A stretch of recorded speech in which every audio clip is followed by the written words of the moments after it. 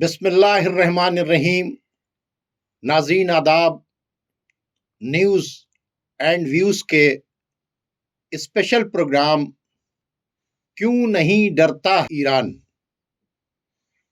इस प्रोग्राम में आप तमाम हजरात का खैर मकदम है। नाज़रीन, लगातार सैंक्शंस पर सैंक्शंस, धमकी पर धमकी, और इस वक्त के हालात ये हैं कि ईरान को इस तरह से नहीं घेरा गया है कि कोई हल्की घेराबंदी हो। समंदर के अंदर अमेरिका के बड़े बड़े बेड़े, जो खुद चलता फिरता एक शहर है, और ऐसा लगता है कि किसी पल भी ईरान के ऊपर अटैक हो जाएगा, लेकिन ईरान किसी के आगे झुकने के लिए नहीं तैयार।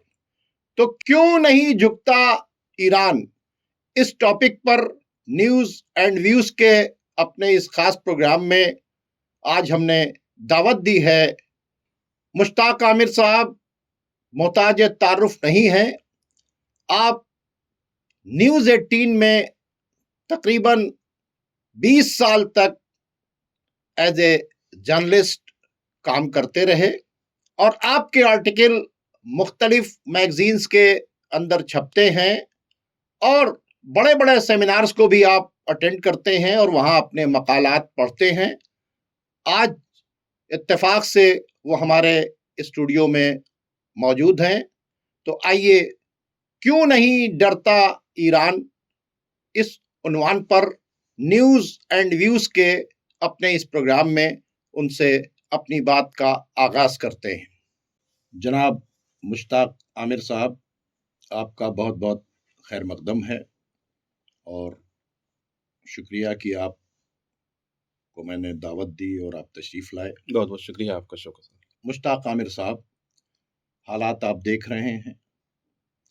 समंदर के हुदूद को चाहे आप देख लीजिए, स्टेट ऑफ फॉर्मोस से लेकर इंडियन ओशन तक, साइप्रस तक, मिडिल ईस्ट के बेसिस तक, हर तरफ आपको फौज ही फौज दिखाई दे रही है।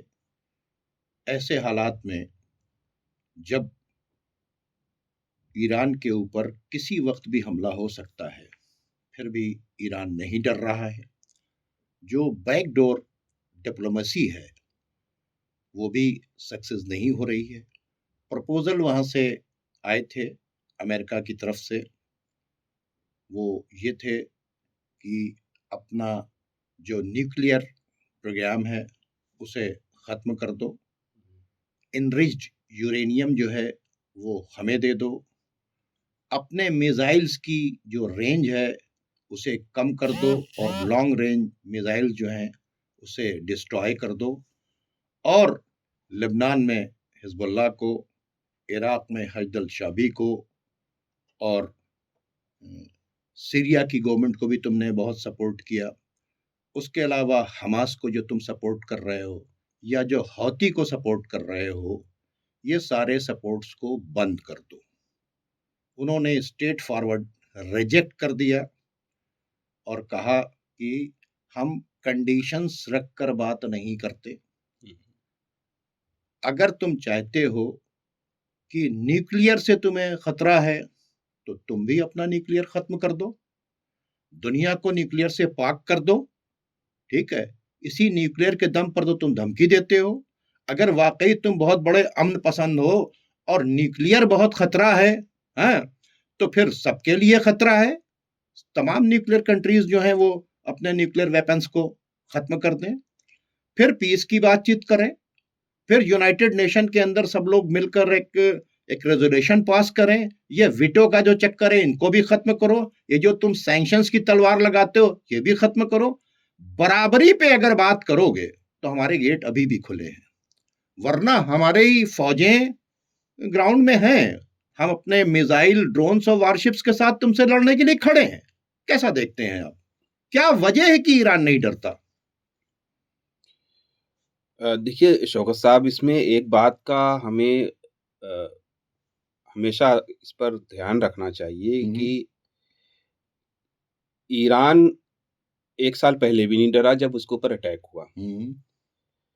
और अटैक होने से पहले बहुत सी बातें की जाती थी कि ईरान पर अगर अमेरिका का अटैक होता है, इसराइल का अटैक होता है, तो ईरान इस अटैक को किस हद तक वो झेल पाएगा।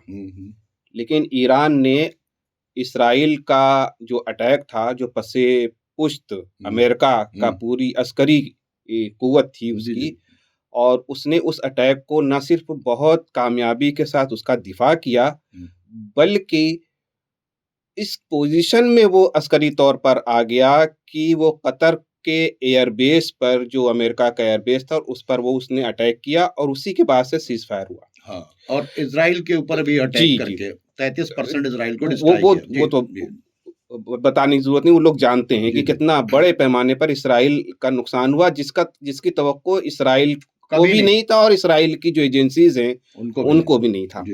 तो एक तरह का ईरान का जो जवाब था वो चौंकाने वाला था पूरी दुनिया को, और उसने बहुत कुछ चीजें जियोपॉलिटिकल बदल दी मिडिल ईस्ट की।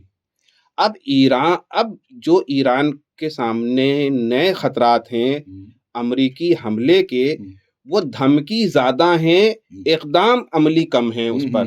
कि वो साहब, वो अब्राहम लिंकन का वो बेड़ा, वो वॉरशिप चल पड़ा है, अब ये रास्ते में है, पहुंच रहा है यहाँ। तो ये एक तरह का एक बड़ी धमकी है जो अभी तक ईरान को अपने असर में नहीं ले सकी है, ईरान को मुतासिर नहीं कर सकी है, ईरान को झुका नहीं सकी है। जैसा वो धमकी अमेरिका की तरफ से मिलती है, वैसा ही उनका जवाब भी होता है। अच्छा, एक बात ये बताइए कि आखिर अमेरिका और इजराइल ये ईरान के सबसे बड़े दुश्मन क्यों हैं? हाँ, ये एक सवाल है। और ईरान ये बहुत बड़ा सवाल इनका दुश्मन है। देखिए, जब तक पॉइंट ऑफ डिस्प्यूट नहीं पता चलेगा। ये सवाल असल में क्योंकि सबका सवाल है। सारे ये सारे अरबों का सवाल है। यही सवाल इसराइल का है, यही अमेरिका का है, और अगर मैं शामिल करूं तो रूस और चाइना का भी यही सवाल है। बहुत अच्छी बात है। तो ये पूरी दुनिया का सवाल बन चुका है कि वो आखिरकार ईरान अकेली कुव्वत है और वो डर क्यों नहीं रहा है, वो दबाव में क्यों नहीं है, वो सरेंडर क्यों नहीं कर जाता, वो उनकी शर्तों पर समझौता नहीं क्यों करता है अमेरिका की समझौता शर्तों पर। उसके पीछे देखिए वजह क्या है। उसके पीछे वजह, एक तो मैं मानता हूं कि एक पॉलिटिकल इथिक्स भी होती है, जिसको मैं सियासी अखलाकियात में शुमार करता हूं। ईरान अपनी अस्करी कुव्वत के साथ साथ उसकी एक पॉलिटिकल इथिक्स भी है, जो वहाँ के सुप्रीम लीडर के साथ मुंसलिक है। देखिए वहाँ का निजाम क्या है, वहाँ का निजाम दो परतों पर है। जमहूरी इस्लामी ईरान। जमहूरी इस्लामी ईरान की जब हम बात करते हैं तो एक तो वो पॉलिटिकल सिस्टम है जो वोट के जरिए से आया है, सदर हुए, नायब सदर हुए वगैरह। एक वो सिस्टम है जो मजलिस खुबरगान पर है, जिसके सुप्रीम लीडर आयतुल्लाह खामनेई है। मतलब वहां पर ईरान में जो जमहूरी इस्लामी ईरान है, तो जमहूरियत जो है वो इलेक्शन से आ रही है, वहाँ मिनिस्टर भी हैं, पेजिशकियान भी हैं, वो भी हैं। मतलब नहीं है इतना। उसके बरक्स जो है 80 लोगों की एक मजलिस जी, वही तय करते हैं, और उसके सुप्रीम लीडर रहबर मुअज्जम है। तो वो सब कुछ अगर आप देखें, जब हम ईरान की बात करते हैं तो ये दोनों चलता कैसे है? ईरान, देखिए ईरान की बात करते हैं, दो छवि सामने आती है, एक आयतुल्लाह खुमैनी की और दूसरी जो छवि तस्वुर में है वो आयतुल्लाह अली खामनेई की। तो ये वाहिद कंट्री है पूरी दुनिया की ऐसी जहां पर कि जो रहबर मुअज्जम की गाइडलाइन है उसके मुताबिक अमल होता है। उन्हीं का जो उनकी पॉलिसी होती है वही सरकारी पॉलिसी बनती है बाद में। तो एक तरह से उन मायनों में अस्करी कुव्वत ईरान नहीं है जैसे कि दूसरी अस्करी कुव्वतें हैं। दूसरी अस्करी कुव्वतें हथियारों पर भरोसा करती हैं, दूसरी अस्करी कुव्वतें अपनी मिलिट्री पर भरोसा करती हैं, उनकी तादाद पर भरोसा करती हैं। लेकिन ईरान में जो जज्बे शहादत है और अपने रहबर मुअज्जम के हुक्म पर मर मिटने की का जो जज्बा है, इससे पहले ईरान इराक की जंग में आप देख चुके हैं। तो वही चीजें इस बार और ज्यादा स्ट्रांग होकर के सामने आई है। इस जज्बे को तोड़ने के लिए इसमें डिवीजन बहुत जरूरी है जी जी जी आवाम में। और वो डिवीजन कैसे करवाया जा रहा है, पिछले दिनों आपने देख लिया कि किस तरह से सड़कों पे लोगों को निकाल करके और किस तरह से मुजाहरा करके, एहतजाज करके। तो अब तो ये चीजें निकल कर बाहर आ रही हैं कि इसके पीछे पसे पर्दा कौन है। 10-10 कंट्री की इंटेलिजेंस है और अब तो कोई चीज छुपी नहीं है, बल्कि वो छप चुकी है। बिल्कुल सही, बिल्कुल। तो जिस तरह से वो शाह के बेटे को लाया गया और वो सो कॉल्ड प्रिंस को लाया गया, और वो प्रिंस का जिस तरह से इसराइल से उनका ताल्लुक है, और जिस तरह से वो दीवारे गिरिया पे जाकर के वो रिचुअल्स वो अदा कर रहे हैं, तो वो सारी चीजें क्लियर हो चुकी हैं कि आखिरकार इसके पीछे कौन काम कर रहा है। देखिए, ईरान के अवाम में डिवीजन करना इसराइल और अमेरिका का खास एजेंडा है। और डिवाइड एंड रूल तो पूरी दुनिया में उनका एजेंडा। जब तक वो नहीं करेंगे और जब तक लोग वहां पर अनार्की नहीं फैलेगी, तब तक ये नहीं कर पाएंगे। अब इसमें नाकाम रहे हैं। ये पहला जो इन्होंने निकालने की कोशिश की, सड़कों पर एहतजाज हुआ, वहां गोलियां चली, कैजुअल्टीज हुई, गिरफ्तारियां हुई, वो सारी चीजें हैं, लेकिन वो उसमें उस हद तक कामयाब नहीं हो पाए। मुझे नहीं लगता है कि ईरान जिस वक्त पोजीशन पर है, किसी तरह का कोई बड़ा हमला ईरान पर होगा, क्योंकि ईरान ने पिछली जंग से भी बहुत कुछ सबक हासिल किया है, और वो बारहा कह चुके हैं कि पिछली जंग ने हमें बहुत चीजें उससे हमने सीखी है और हम ज्यादा मजबूत हुए हैं।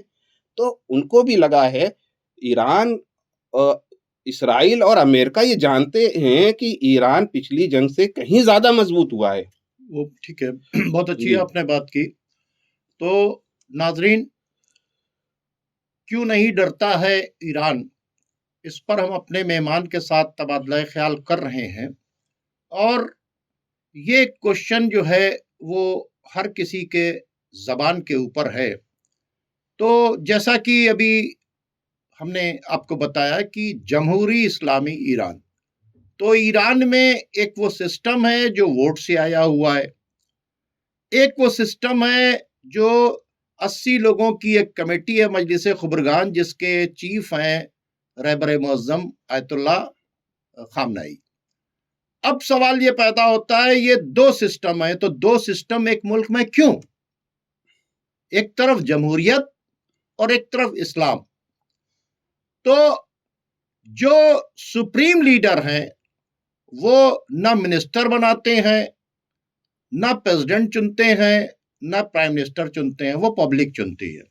लेकिन पब्लिक अपने कानून बनाए, वो कानून इस्लाम को वायलेट ना करें, वो कानून इंसानियत के लिए नुकसानदेह ना हो, देखती है वो ईरान के लिए नुकसानदेह ना हो। ईरान, इस्लाम, इंसानियत, ये तीन वो बुनियादी चीजें हैं जिसको मॉनिटर करती है मजलिस खुबरगान, जिसके हेड हैं आयतुल्ला सैयद अली खामनाई साहब। तो सुप्रीम लीडर ऑफ ईरान उसके हेड है। वो जब देखते हैं कि पब्लिक को प्रॉपर ढंग से गवर्नमेंट उनके राइट को नहीं दे रही, तो वो खुद बाहर आए और उन्होंने पेज़ेश्कियान साहब से कहा कि पब्लिक को उनकी फैसिलिटीज दो और इसके लिए जितनी ज्यादा एफर्ट्स कर सकते हो करो। ये उन्होंने अपनी सरकार के ऊपर जिम्मेदारी डाली। दूसरी बातचीत है कि उन ताकतों से कभी भी कंप्रोमाइज मत करना जो इंसानियत के लिए भी खतरा हो, इस्लाम के लिए भी खतरा हो, और वो ईरान के लिए भी खतरा हो।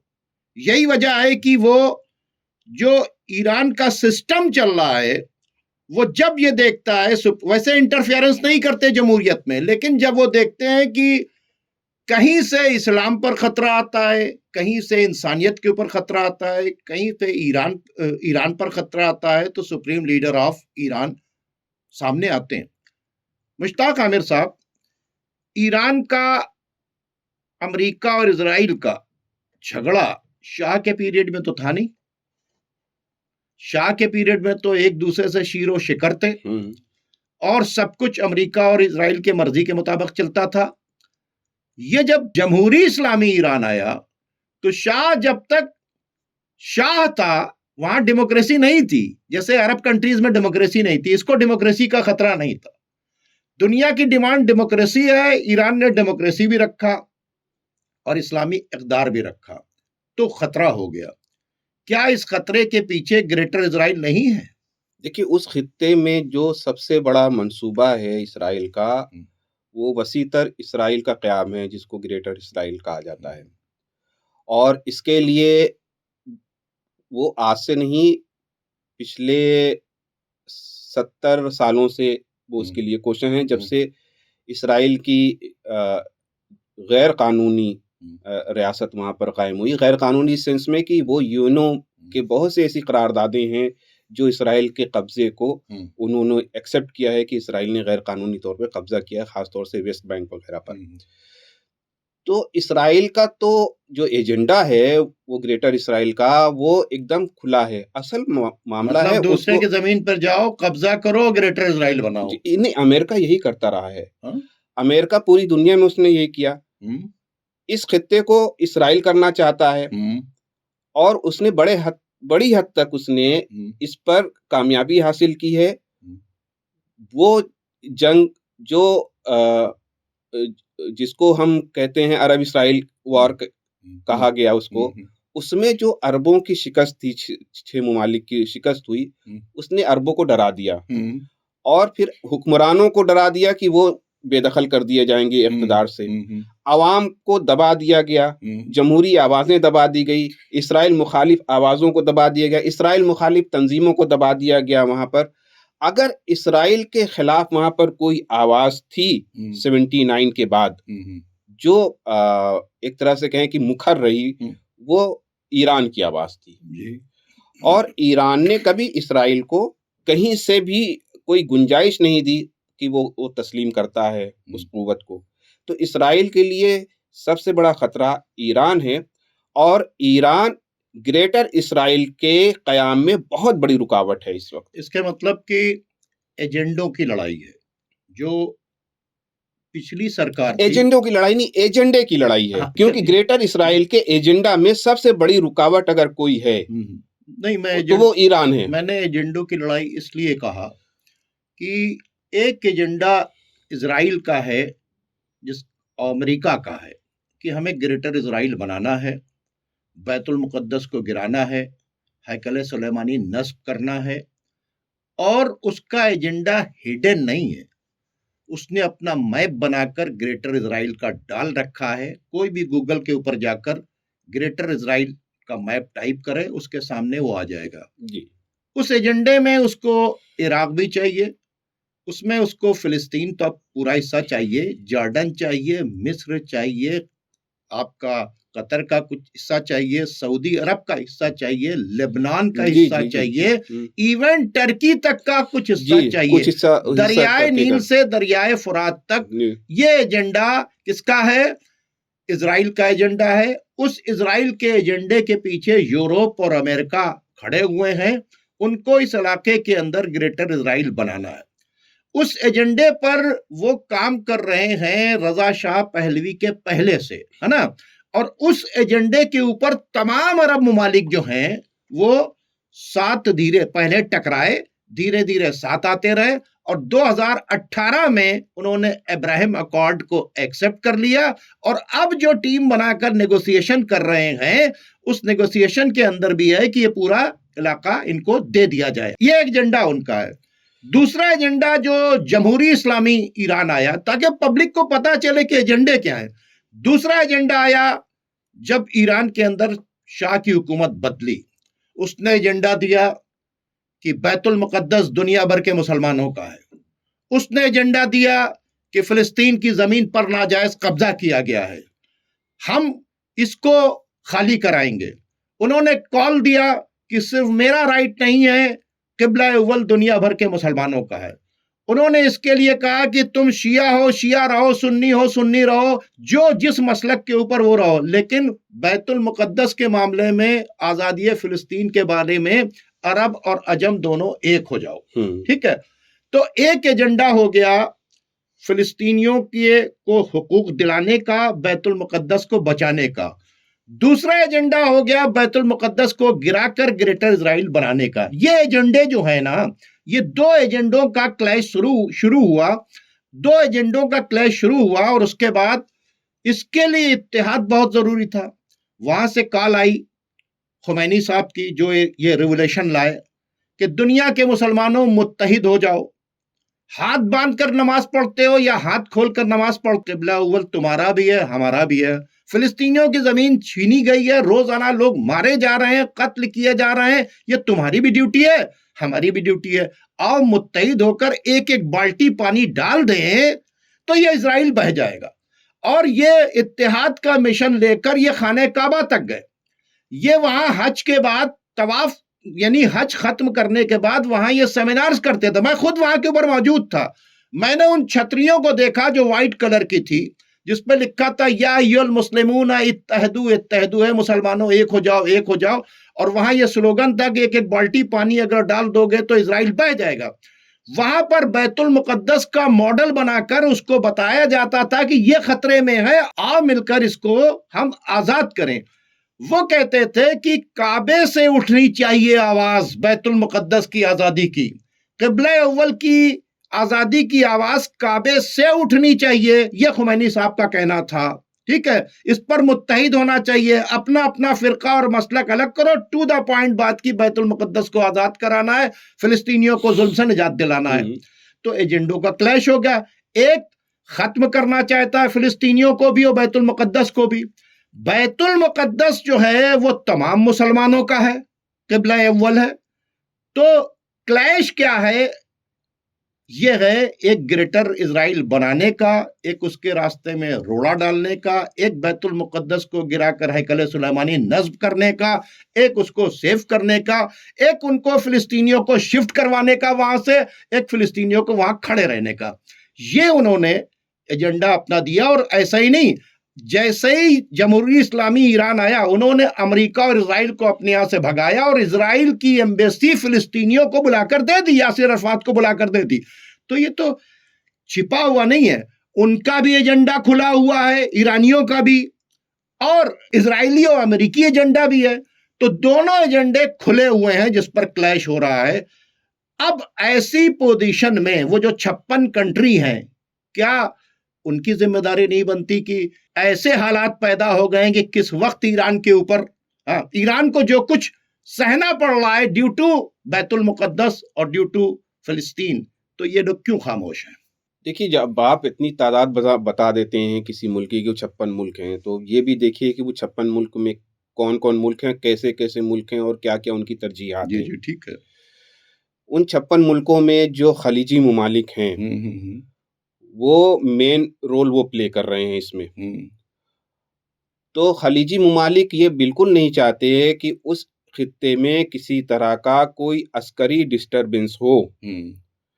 वो कोई फौजी नक्लो हरकत नहीं चाहते हैं, वहाँ पर किसी तरह का फौजी इंतशार नहीं चाहते हैं, क्योंकि ये बहुत छोटे-छोटे मुल्क हैं और वहाँ किसी तरह की कोई अस्करी कार्रवाई होती है अमेरिका की, तो ये सब भी मुतासिर होंगे। दूसरा, ईरान का ये कहना, जो कि वो बारहा कह चुके हैं कि अगर हमारे ऊपर हमला हुआ तो हम उन अड्डों को निशाना बनाएंगे जो पास के मुमालिक में हैं, और अगर वहां से हमारे ऊपर अटैक होता है तो वो मुल्क भी दुश्मन तस्वुर किया जाएगा। तो अरबों को के सामने इस वक्त दोहरा खौफ है। एक तो अमेरिका का दबाव है और उसका खौफ है, इसराइल का दबाव है उसका खौफ है, और दूसरा अरबों का खौफ है, क्योंकि जब वो अपने दिफा के लिए उस पर वो हमला करते हैं, उसका जवाबी हमला होता है, तो उन मुल्कों को पर भी उसका असर पड़ेगा। और वहाँ के अवाम, खास तौर से अरब के जो अवाम है, अपने हुक्मरानों के खिलाफ हो जाने का खतरा भी मौजूद है। तो ऐसे में अरब इस वक्त ज्यादा दबाव में है बनिस्बत ईरान के, इन मायनों में देखा जाए तो। एक सवाल छोटा सा है, जो सर्वे रिपोर्ट आई है अभी अरब के, तो अवाम ये रिजेक्ट कर रही है। 90% की रिपोर्ट ये है कि अवाम ये कह रही है कि आप अमेरिका और इजराइल से रिलेशन न रखें। जी, अवाम यहाँ पे खड़ी है। दूसरी, आपने मिलिट्री एक्शन की बातचीत की। मिलिट्री एक्शन फिलिस्तीनियों के ऊपर इजराइल ने शुरू किया या नहीं? जब अरब कंट्रीज कह रहे हैं कि वो इस खित्ते में मिलिट्री एक्शन नहीं चाहते हैं, तो फिर अगर मिलिट्री एक्शन, क्या मतलब है? मिलिट्री एक्शन फिलिस्तीनियों के ऊपर हो, उनको गजा के अंदर मारा जाए, उन्हें वेस्ट बैंक के अंदर मारा जाए, उनकी जमीन पर कब्जा किया जाए, है? ये जो सितंबर 2023 है, उससे पहले 2015 से 2023 के बीच में 1.5 लाख फिलिस्तीनी मारे गए थे। ये सितंबर 2023 में हमास को जो दिखाते हैं, यहां तक कि आपने देखा कि एंटोनी गुटरेस ने यह कहा कि जो हमास का सितंबर 2023 का अटैक है, ये 56 साल से जो तुमने जुल्म किया है उसका नतीजा है। तो जब ये मिलिट्री एक्शन फिलिस्तीनियों के साथ हो रहा है, तो इसको कैसे बर्दाश्त कर लिया अरब कंट्री ने? अरब मुल्क यही चाहते हैं, वो इससे पहले बर्दाश्त करते आए हैं, बल्कि वो स्पेस देते आए हैं इसराइल को। देखिए, गजा में जो कत्लेआम हुआ 2 साल तक जारी रहा और अब भी जारी है। मैं जो सीज फायर हुआ है, वो सीज फायर अमली तौर पर अभी नाफिज नहीं हुआ, वो सीज फायर को मानना है, ड्रामा है, वो कब्जा सब जानते हैं। देखिए, अरब ये चाहते हैं कि जो कुछ हो फिलिस्तीन के अंदर ही हो, जो मार कुटाई हो, जो कत्लेआम हो, ये हमारे सरहदों तक ना आए, हमारे सरहदों के अंदर ना आए। इसराइल, अमेरिका कोई भी कार्रवाई, फिलिस्तीनियों को मार डालो, हमसे मतलब नहीं है। आपने देखी पिछले 2 सालों से तो यही हुआ है। 1.5 लाख लोग से ज्यादा मारे गए हैं, सब बर्बाद कर रहे हैं, हमसे कोई मतलब नहीं। ईरान अगर अटैक करेगा तो हम मिसाइल रोक देंगे। मैं यही लाना चाहता हूँ, वो ये चाहते हैं अरब हुक्मरान कि ईरान पर अटैक ना हो। ईरान पर अटैक होगा, जवाबी कार्रवाई होगी, हम मुतासिर होंगे। अब ये इसलिए कह रहे हैं, अभी बाज अरब ममालिक का यह बयान ऑफिशियल आया कि वो अपनी फिजाई हुदूद का इस्तेमाल नहीं होने देंगे। तो ऐसा नहीं कि वो ईरान की मोहब्बत में ऐसा कर रहे हों। सर, जबानी बयान तो सुनते सुनते नहीं, 3 साल से हम थक गए। जी, होता क्या है कि अगर वो फिजाई हुदूद का इस्तेमाल, ठीक है, नहीं होने देंगे, लेकिन अमेरिका कोई इनसे पूछ के तो हमला करेगा नहीं अरबों से। अरे इनकी बेस इनसे बगैर पूछे इस्तेमाल लेकिन अगर फिजाई हुदूद का गलत इस्तेमाल होता है, उसकी खिलाफ वर्जी होती है, तो ईरान भी फिजाई हुदूद की खिलाफ वर्जी करेगा। वो तो करेगा, वो तो बीच में तो वो पीसेंगे अरब। तो ये इस वक्त पूरे अरब कंट्री का, खलीजी ममालिक खास तौर से और सराउंडिंग के, उनका ये पूरा फोकस है कि ईरान पर हमला ना हो और वहां पर किसी तरह का मिलिट्री एक्शन ना हो, इंतशार ना फैले, ताकि वो महफूज रहें। ऐसा नहीं है कि वो फिलिस्तीनी मसले को हल करना चाहते हैं, ऐसा नहीं है कि ईरान से उनकी अचानक से मोहब्बत बढ़ गई हो, ईरान से उनके ताल्लुकात सारे शिकवे गिले दूर हो गए हों। वो जियोपॉलिटिकल सिचुएशन इस तरह हो गई है कि अगर इसराइल हमला करता है ईरान पर, तो वो उसी तरह से मुतासिर होंगे जिस तरह से ईरान मुतासिर हुआ है। और पिछले हमले में आपने देखा कि कतर में किस तरह से ईरान ने बेस को निशाना बनाया, तो उसकी मिसालें मौजूद हैं और ईरान के स्टेटमेंट मौजूद है। इस बार ईरान ने पहले ये कह रखा है कि हमारा जो जवाबी हमला होगा, जो दिफा के लिए हम करेंगे, वो उसका आप तवक्को नहीं कर सकते। तो ये इसको हल्के में नहीं लेना चाहिए और वो लोग भी नहीं ले रहे होंगे जो तज्ज़िया निगार हैं। एक बात ये बताइए कि ईरान ने अब जो इनका नक्शा जारी करके क्लियर कट कह दिया कि हम अटैक करेंगे, और कतर के ऊपर इससे पहले उन्होंने अटैक किया भी, ईरान को इसकी जरूरत क्यों पेश आई? जब ओआईसी के मीटिंग के अंदर रईसी आए और सुप्रीम लीडर ऑफ ईरान का पैगाम लेकर आए और उन्होंने ये कहा कि आप इजराइल से अपने रिलेशंस कट कर लीजिए, एयर स्ट्रिप्स इस्तेमाल ना होने दीजिए, आपके यहां से जो फिलिस्तीनियों के ऊपर चारों तरफ से घेर दिया गया, कहीं रफा की तरफ से, कहीं जॉर्डन की तरफ से, ये रफा का बॉर्डर आप खोलिए, उनको जाने दीजिए, आप ये सब कीजिए और इनसे कनेक्शन कट कर दीजिए। नहीं कर सकते हैं तो 1 महीने के लिए इनका पेट्रोल बंद कर दीजिए, ठीक है। लेकिन हौती ने यह काम किया, आपने तो किया नहीं। अब मरता हुआ आप देख रहे हैं, वो नहीं देख रहे हैं, तो अब तो वो अटैक करेंगे, उनके पास तो कोई चांस बचा नहीं ना। हाँ, तो किबला अव्वल सबका है, फिलिस्तीन चलिए फिलिस्तीनियों का है, किबला अव्वल तो सबका है ना, एजेंडा खुला हुआ है ना।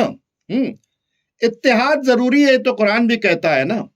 खाने काबा से इत्तेहाद की आवाज नहीं उठ रही, बीजिंग से उठ रही है। शी जिनपिंग ने बुलाकर कहा ओआईसी के जनरल सेक्रेटरी को कि जनाब मुत्तहिद हो जाइए, वरना अमेरिका इस तरह से आपको एक एक को मारेगा, आप लोग ये क्या कर रहे हैं। और कह रहा मैं पूरी सिक्योरिटी दे रहा हूं। तो इसके मतलब फिलिस्तीन की और किबला अव्वल की आजादी की आवाज जो है, जो खाने काबा से उठनी चाहिए, वहां से नहीं उठ रही है। इसकी वजह क्या है? किस टाइप के मुसलमान हैं? देखिए, इसको बहुत इमोशनल सतह पर देखेंगे तो इसी तरह की बातें होंगी। अ, जो इसराइल या फिलिस्तीन का जो मसला है खास तौर से, वो अरब दुनिया से बाहर वो एक इमोशनल मसला है, एक मजहबी मसला है। लेकिन अरब हुक्मरानों के लिए ये मसला ना ही इतना इमोशनल है, ना ही इतना मजहबी है। अगर वो इतना इमोशनल और मजहबी मानते तो ये मसला कब का हल हो चुका होता। अच्छा, किबला अव्वल का मसला क्या है? चलिए, फिलिस्तीन का मान लिया मैंने। देखिए, बात अगर हम किबला अव्वल और फिलिस्तीन को अलग-अलग करके देख रहे हैं तो ये भी गलत बात है। मैं तो इसलिए पूछ रहा हूँ ना कि तो हम जब फिलिस्तीन की बात करते हैं, पूरी दुनिया का मुसलमान है, तो वो जब फिलिस्तीन की बात करता है तो उससे मुराद किबला अव्वल, वहाँ के लोग और फिलिस्तीनी अवाम जिनको बेदखल कर दिया गया है। तो ये जब हम मजहबी हवाले से या जज्बाती हवाले से बात करते हैं तो ये उनका इशू नहीं है अरब हुक्मरानों का। अरब हुक्मरानों का इशू ये है कि उनका जो इख्तिदार है वो सलामत रहे, वो महफूज रहे और उनके ज़खायर महफूज रहें, वो काबिज रहें इख्तिदार पर। इसकी जमानत कौन देगा? इसकी जमानत अमेरिका दे रहा है, इसकी जमानत इसराइल दे रहा है। तो वो नहीं चाहते हैं कि इस सुकून में उनको खलल पड़े। लेकिन इस दबाव से ईरान निकल चुका है। एक जमाने में देखिए, ईरान पर अटैक होने से पहले, मैं एक बहुत बुनियादी बात बता रहा हूँ यहाँ पर, ईरान पर अटैक से पहले ईरान के ऊपर एक तरह से अरबों का भी दबाव होता था कि भाई कौन सी बात कहें कि अरबों को खराब ना लगे, कौन सी ऐसी बात कहें कि जो अरबों को नुकसान देना हो। लेकिन इस वक्त ईरान अरबों के भी दबाव में नहीं है। वो ये कह रहा है कि अगर अरब मुल्कों से, उसने नाम नहीं लिया लेकिन उसने कहा कि जहां से भी, जिस मुल्क से हम भी उसे दुश्मन मानेंगे, उसे हम दुश्मन मानेंगे। आप देखिए, सिफारती जबान में बहुत कुछ बातें खुल के नहीं कही जाती हैं, वो अलामतें इस्तेमाल की जाती हैं। उसने कह दिया कि कोई भी मुल्क अगर ऐसा होगा तो हम उसे दुश्मन मानेंगे। तो इसका मतलब है कि वो दबाव, जो रीजनल दबाव था उसके ऊपर अरब हुक्मरानों की तरफ से, वो ईरान उससे भी धीरे धीरे बाहर निकल रहा है। तो अगर ईरान पर हमला होता है तो अमेरिका इसराइल के लिए जितना बड़ा चैलेंज, अस्करी चैलेंज होगा, उतना ही बड़ा चैलेंज अरबों के लिए होगा। तो अब सिवाय अरबों के सामने कि या तो वो जंग ना होने दे, एक रास्ता, या वो जंग हो तो वो उनकी पोजीशन क्लियर करें वो किसके साथ है। तीसरा रास्ता कि फिलिस्तीन के कॉज पर उनको अपनी पॉलिसी क्लियर करनी पड़ेगी और ओआईसी को साथ में लेकर चलना पड़ेगा कि पूरे उम्मत मुस्लिमा का जो आम जज्बा जो है वो क्या है। अगर वो उसको नजरअंदाज करेंगे तो मैं आपको सही बता रहा हूं कि आने वाले दिनों में जिस तरह के जियोपॉलिटिकल सिनेरियो वहां बदल रहा है, उसमें अरबों को भी बहुत बड़ा नुकसान होने वाला है। सर, मैं अरबों की बात अपनी जगह, दुनिया भर का मुसलमान हज करने भी जाता है, तो जिस तरह से सरेंडर पर सरेंडर होता चला जा रहा है, तो किबला अव्वल के बाद हमें यह देखना होगा कि काबा कितने कमजोर हाथों में है।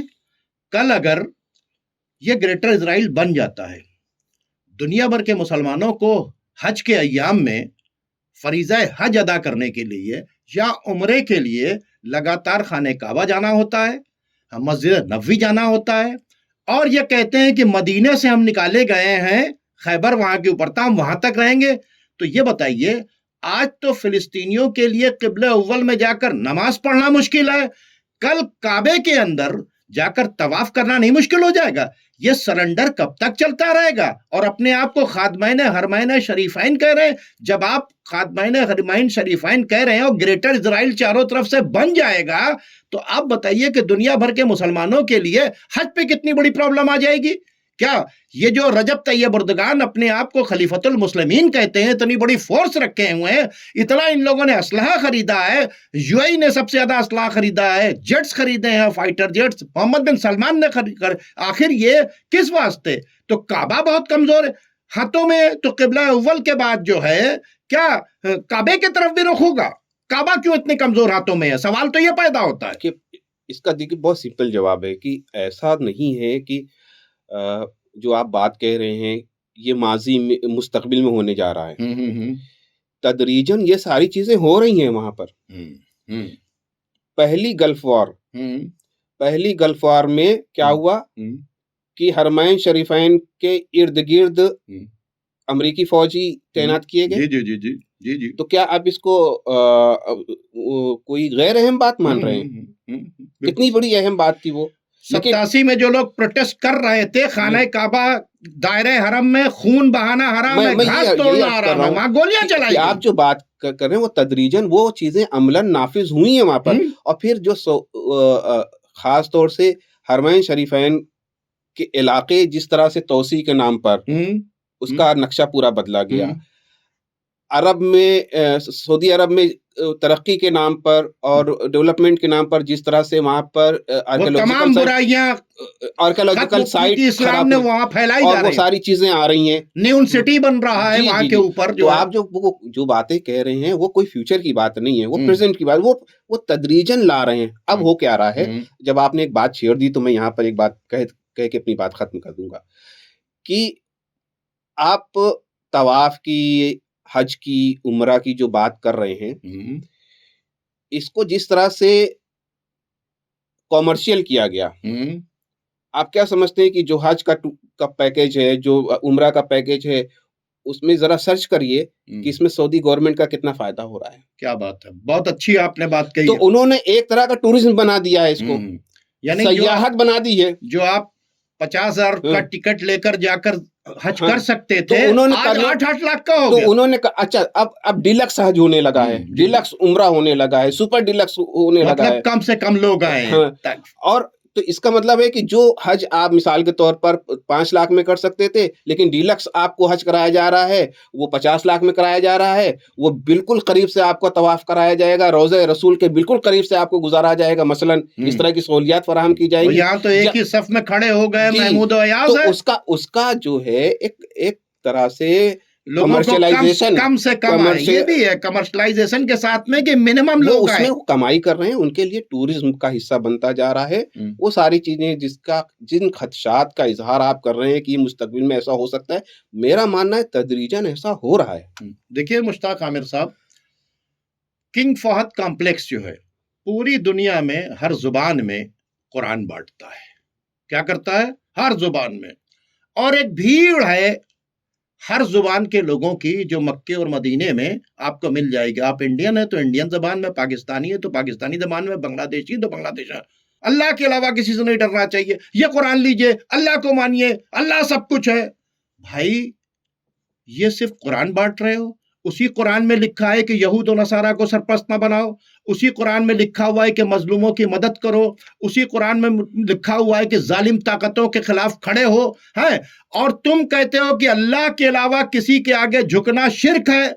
हम तो देख रहे हैं तुम्हें अल्लाह का कोई खौफ ही नहीं है। तुमको अमेरिका का जितना खौफ है, इजराइल का जितना खौफ है, उनके आगे सरेंडर करते चले जाते हो। और इस पब्लिसिटी को पेट्रो डॉलर पर पलने वाले पूरी दुनिया के जो लोगों ने, इन्होंने क्या बताया, ये मोहिद है, ये खुदा से डरने वाले हैं। बाकी मुसलमान जो है मुशरिक हैं, वो तो खुदा से डरते ही नहीं है। आज समझ में आया कि अमेरिका से कौन डर रहा है। कुरान कहता है इत्तेहाद की बातचीत करो। इत्तेहाद की बात काबे के बजाय बेजिंग से निकलती है। कुरान कहता है यहूद और नसारा को सरपरस्त ना बनाओ, वो सरपरस्त बना रहे हैं। कुरान कहता है कि हज की जगहों को महफूज करो, अपने आसार को महफूज करो। यहां के ऊपर ग्रेटर इजराइल बनता चला जा रहा है। तो आखिर ये अरब रूलर्स को के पैसे पर पलने वाले इदारों ने जो धोखा दिया और ये बताया कि ये लोग बड़े जबरदस्त हैं। आज तो हम ये देख रहे हैं कि हमारा किबला अव्वल तो चला ही जा रहा है अगर ईरान हट जाए। आज कहा जा रहा है कि ईरान की प्रॉक्सी जो है उस कंडीशन रखी गई कि सपोर्ट ना करें। आप बताइए, लेबनान ये लूट रहे थे। लेबनान में अगर हिजबुल्लाह ना खड़ी होती तो लेबनान पे कब्जा हो गया होता। जॉर्डन पर आज पूरा कब्जा है ना, वो चला हुआ है।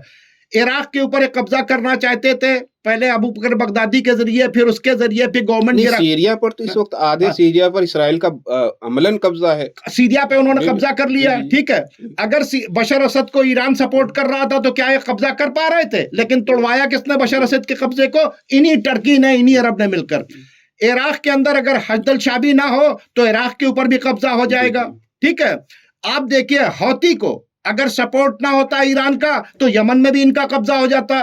तो कुल मिलाकर इनके कब्जे, ये कहते हैं जो अमेरिका ने कंडीशन रखी है, उसको पता है कि हमें सऊदी से खतरा नहीं है, उसको पता है हमें यूएई से खतरा नहीं है, उसको पता है हमें जॉर्डन से, कतर से, मिस्र से, टर्की से कोई खतरा नहीं है। हमें खतरा किससे है? ईरान से, क्योंकि ईरान का खुला हुआ एजेंडा है कि हम बैतुल मुकद्दस को आजाद कराएंगे, फिलिस्तीन को आजाद कराएंगे, ग्रेटर इजराइल नहीं बनने देंगे। और जिन जिन इलाकों में ग्रेटर इजराइल बनना था वहां ईरान की प्रॉक्सी की शक्ल में कहीं हिजबुल्लाह है, कहीं हजदल शाबी है, कहीं हौती है, कहीं लश्कर मुख्तार है, कहीं कताइब हिजबुल्लाह है। डिफरेंट ग्रुप्स जो हैं, ये वो ग्रुप्स हैं जो टेररिस्ट को भी हिट कर रहे हैं। इनका देखिए एक और टूल है, टेररिस्ट को भी यूज करते हैं। जौलानी जैसे टेररिस्ट को यूज करके और उसको सपोर्ट करके बशर असद की गवर्नमेंट को गिराकर फिलिस्तीनियों की सप्लाई लाइन काट दी। जो ईरान की जो सपोर्टिंग फोर्सेस थी, हमास की सप्लाई लाइन काट दी। आज हमास को सरेंडर करने की बात, हमास को क्या अपनी जमीन को करने का राइट नहीं है? क्या महमूद अब्बास जैसे पपेट चाहिए उनको? हमास अपनी जमीन सिक्योर कर रही है, इस्लामिक जिहाद अपनी जमीन सिक्योर कर रही है, गलत तो नहीं कह रहा हूं।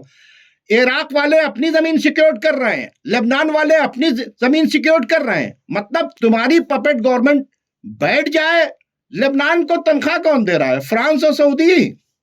किस पर? प्रेशर बिल्टअप करने के लिए हिजबुल्लाह पर। जौलानी की तनख्वाह कौन दे रहा है? कतर और सऊदी अरब। क्यों? क्योंकि बहुत अच्छा काम किया तुमने, फिलिस्तीन के रास्ते की जो सप्लाई लाइन आती थी ईरान से, उसे काट दिया। ये तुम बेवकूफ बना रहे हो। तो ये जो खेल है ये बहुत खतरनाक है। और मैं आपको बता रहा हूं कि किबला अव्वल के साथ साथ खाने काबा जो है वो बहुत खतरे में है। ये बहुत ही कड़वा सच है मुश्ताक आमिर साहब, जो मैंने आपके सामने रखा है। और मैं चाहता हूं कि इस पर आप भी अपनी एक आखिरी राय दीजिए, क्योंकि प्रोग्राम का वक्त खत्म हो गया, इसलिए आप भी इस पर अपनी आखिरी राय दीजिए। देखिए, इसमें कुछ चीजें बिल्कुल साफ साफ हैं। जो आपकी बात है वो उसूली तौर पर वो बिल्कुल सही है, उसमें किसी तरह का कोई इख्तलाफ नहीं कर सकता। मामला क्या है कि जिस तरह से चीजें चल रही हैं वो तशवीशनाक है। 3 चीजें मैं बहुत ही इख्तिसार से कहता हूँ। पहली चीज ये कि अगर ईरान पर अटैक होता है तो इस बार का जो अटैक होगा ईरान पर, एक तो ईरान ने उसकी जवाबी तैयारी कर रखी है, जैसा कि बयानात से जाहिर है। दूसरा, ईरान ने वो दुश्मन मुल्क वाली बात कही है कि जिधर से अटैक होगा और हमारा दुश्मन मुल्क माना जाएगा। तीसरी बात ये है कि हमास को डिसआर्म करना, गैर मुसल्लह करना। इसमें थोड़ा रोशनी डालिए। जो पीस जी, जो देखिए इसमें उस पर रोशनी क्या, बहुत सी चीजें सामने आ गई। जो सोमालीलैंड का अभी जो शोषा छोड़ा है, और सोमालीलैंड को एक तरह से उन्होंने एक यातना शिविर जैसा बना रखा है उसको। इनका प्लान ये है कि यहाँ से आबादी निकाल के, गजा से निकाल करके सोमालीलैंड में बसाई जाए। इसमें तो यूएई भी शामिल है। तो इसमें यूएई शामिल क्या, सभी शामिल होंगे, सारे अरब मुल्क धीरे धीरे करके। लेकिन ये मुमकिन नहीं हो पाएगा और ये हालात और ख़राब होंगे। हमास को गैर मुसल्लह नहीं किया जा सकता। हमास जो है कोई तंजीम का नाम नहीं है, वो वहाँ के अवाम है। इस्लामी जिहाद कोई तंजीम नहीं है, वो वहाँ के अवाम है। आप उनको इस्लामी जिहाद का नाम दे करके, हमास का नाम दे करके, अपनी जमीन बचा रहे हैं, उनको आप दहशतगर्द तंजीम से उनको लेबल कर दीजिए, अलग बात है। ये जद्दोजहद हमास की या वहाँ के फिलिस्तीन के लोगों की वो जारी रहेगी। सोमालीलैंड का जो मंसूबा है वो नाकाम रहेगा। अभी जो पीस प्लान जो बना है ट्रम्प का, वो भी नाकाम इसलिए रहेगा कि इसमें जो मुल्कों को शामिल किया गया है उसमें पाकिस्तान और टर्की, उसमें पाकिस्तान का जो अभी जो बयान आया बड़ा हैरान कुन आया। उन्होंने कहा कि जिस पीस प्लान पे हमने साइन किया था वो पीस प्लान है ही नहीं। 20 पॉइंट का 20 नुकाती प्रोग्राम, यानी उसको बदल दिया गया, ट्रम्प ने उसको बदल दिया। तो अब इन मुल्कों को होता भी तो क्या कर लेते, ट्रम्प ने तो कहा हम वीटो करेंगे। जी जी।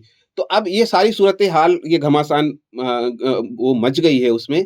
तो आने वाले दिनों में ईरान, जैसा कि ये इस तरह की डिबेट में मैंने पहले भी ये बात कही थी, ये जंग से पहले जब ईरान पे अटैक हुआ था, कि ईरान की पोजीशन मजबूत होती चली जाएगी। अटैक के बाद बजाय कमजोर होने के और ज्यादा वो मजबूत होकर के उभरी है।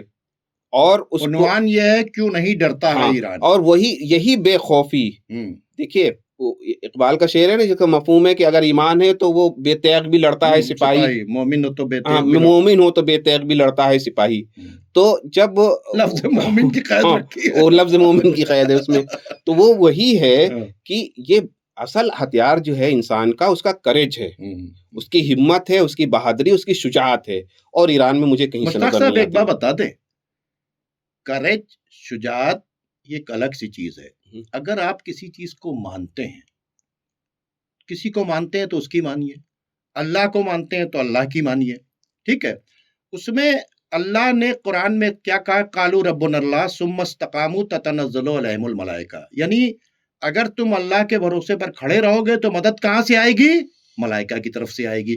तो कॉन्स्टिट्यूशन ये कहता है, कुरान जो हमारा कॉन्स्टिट्यूशन है वो कहता है जालिम ताकतों के आगे तुम्हें खड़े रहना है, नतीजे की तुम्हें परवाह नहीं करना है, ठीक है। कुरान को जो मानने वाले हैं वो नतीजे की परवाह नहीं करते। 1400 साल पहले भी यजीद के मुकाबले में 72 ही लोग खड़े हुए थे, वो सब पूरा घर मिटा दिया गया, सब कुछ हो गया, लेकिन वो अपने उस पर खड़े रहे। तो कुरान जो हमारा कॉन्स्टिट्यूशन है, ईरान जो कहता है कि जमहूरी इस्लामी ईरान है, अब उस जमहूरी इस्लामी ईरान की बात करे ईरान तो फिर कुरान बांटने वालों की तरह हो जाएगा। कुरान बांटने वाले अलग है, मैं बार बार कह रहा हूं, कुरान मानने वाले अलग हैं। दुनिया को कुरान बांट कर धोखा दिया जा रहा, साहब इनसे बड़ा मुसलमान, इनसे बड़ा मोहिद, इनसे ज्यादा कुरान का कोई नहीं, यही तो असल में मुसलमान है। हकीकत में यह है कि कुरान बांटना अलग है और कुरान मानना अलग है। जो कुरान को मानेगा उसके पास मुल्क हो या ना हो, उसके पास फौज हो या ना हो, वो अकेला भी अगर होगा तो फिर याद रखिएगा, फिर वो जालिम ताकत के आगे सर नहीं झुकाता। यही ईरान की असल ताकत है, यही ईरान की असल ताकत है। उनके जो जज्बे शहादत है, कुर्बानी का जो जज्बा है, जो कौम मरने के लिए तैयार हो जाए फिर उसे कोई मिटा नहीं सकता है। बहुत अच्छी बात है। चूंकि नाज़रीन वक्त खत्म हो गया और हम लोगों ने आपस में तबादला ख्याल किया और वो कड़वे सच रखे हैं कि एतराज न करें, इस पर गौर व फिक्र करें, और जब गौर व फिक्र करेंगे तो आपके समझ में आएगा कि दो नजरियों की जंग चल रही है। एक ग्रेटर इजराइल बनाना चाहता है, उसने अपना नक्शा नेट पर डाल रखा है, उसने बता दिया है कि हम हैकले सुलेमानी नस्ब करेंगे, क़िबला अव्वल को गिराएंगे, और ट्रम्प के जो 3 मेन एडवाइजर्स हैं, 4 में से 3 ने साफ साफ कहा है कि वक्त आ गया है, इससे बेहतर वक्त नहीं होगा कि हम जो हैं क़िबला अव्वल को गिराकर हैकले सुलेमानी नस्ब करें और ग्रेटर इजराइल के मिशन को पूरा करें। उसके रास्ते का सबसे बड़ा रोड़ा ईरान है, उसको हम पूरी तरीके से बर्बाद कर दें।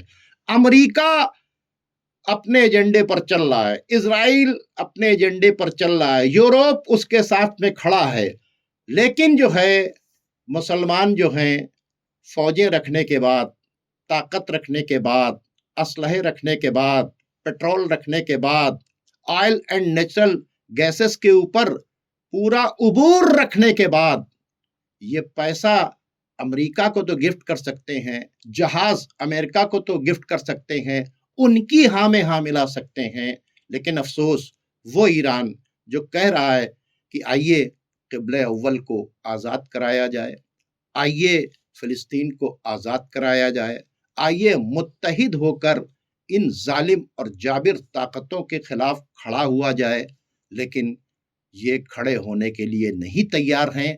दुनिया देख रही है, लकीर खिंच चुकी है, जंग किसी वक्त भी शुरू हो सकती है। कौन कहां खड़ा है आप खुद देख लीजिए, आपको समझ में आएगा कि आपको किस कदर धोखा दिया उन पेट्रो डॉलर पर चलने वाले इदारों ने। और आज जो है क़िबला अव्वल और फिलिस्तीन दोनों खतरे में है। हमारी दुआ है कि परवरदिगार इन शैतानी ताकतों को उनके अपने मंसूबे में किसी भी तरह से कामयाबी न दे। परवरदिगार जो तेरे भरोसे खड़े हुए हैं उनको तू कामयाबी दे, और इनको तौफीक दे इन तमाम लोगों को कि ये समझें कि खतरा कितना बड़ा है। कुर्सी की लालच, इख्तिदार की लालच छोड़कर आखिरत की परवाह करके क़िबला अव्वल को बचाने के लिए खड़े हो जाएं। नाज़रीन, बहुत बहुत शुक्रिया, और जनाब आपका भी बहुत बहुत शुक्रिया कि आपका। आप अपना कीमती वक्त निकाल कर आए। अब आप हमको और हमारे मेहमान को इजाज़त दीजिए। खुदा हाफिज़।